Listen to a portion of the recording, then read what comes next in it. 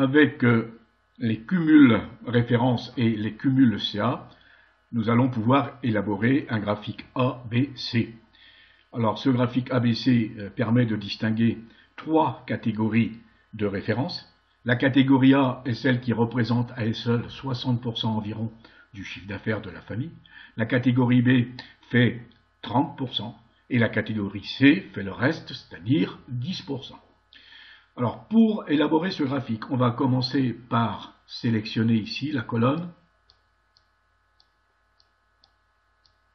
Ici la colonne pourcentage cumulé CA, y compris le titre.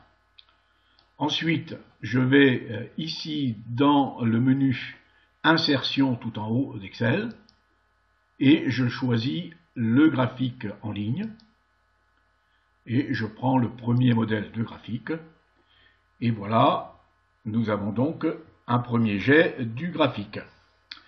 Alors ici, le problème qui se pose, c'est que je voudrais l'évolution du cumul par ordre décroissant de chiffre d'affaires. Or, je les ai par ordre numérique de référence.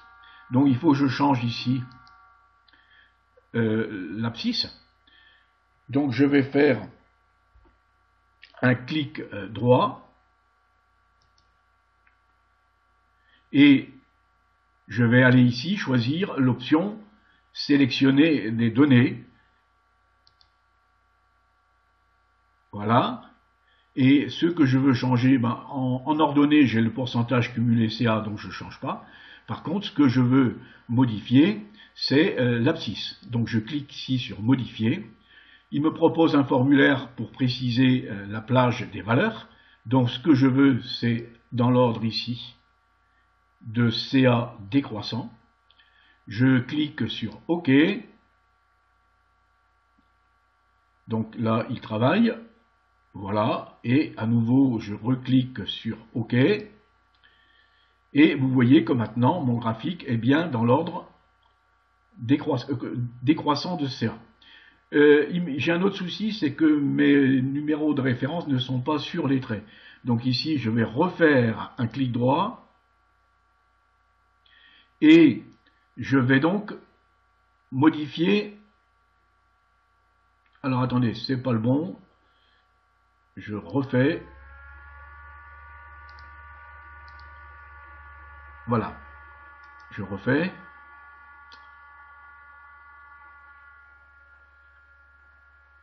J'ai un souci. Il faut que j'arrive à avoir la mise en forme de l'axe. Alors attendez, je refais. Mise en forme de l'axe ici. Je l'ai cette fois-là. C'est un peu délicat sur la façon de faire le clic droit. Donc mise en forme de l'axe.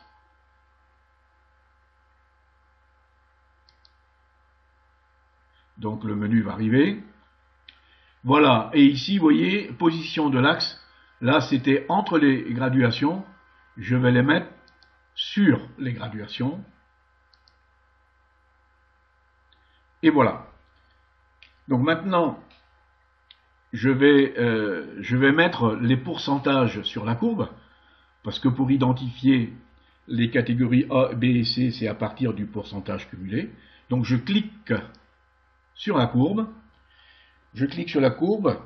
Alors, je fais un clic droit.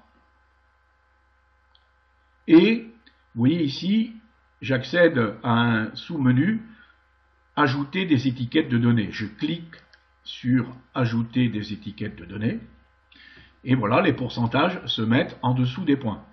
Maintenant, il y a trop de décimales, donc c'est pas très lisible, et je voudrais que ça soit moins collé à la courbe, donc je vais mettre en forme. Donc je sélectionne ces pourcentages avec un clic. Je fais un clic droit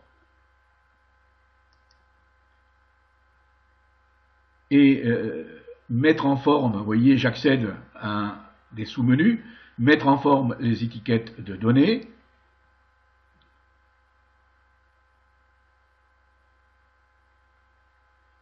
Alors il va venir.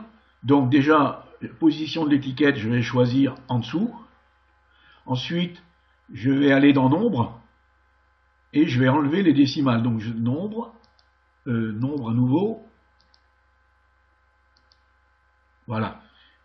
Et j'accède ici au décimal, donc je mets 0 et je mets fermé. Donc, vous voyez qu'ici, j'ai une vue plus lisible de la courbe et des pourcentages. Alors là, j'essaye de faire apparaître.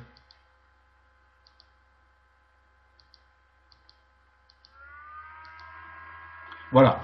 Il faut bien cliquer sur la courbe pour faire apparaître les points. Donc maintenant, je vais pouvoir repérer les catégories A. Alors, catégorie A, on a dit que c'était de l'ordre de 60%. Donc, quand on prend jusqu'à la 11, on arrive à 64. Donc, on va prendre ces références-là. Donc, je vais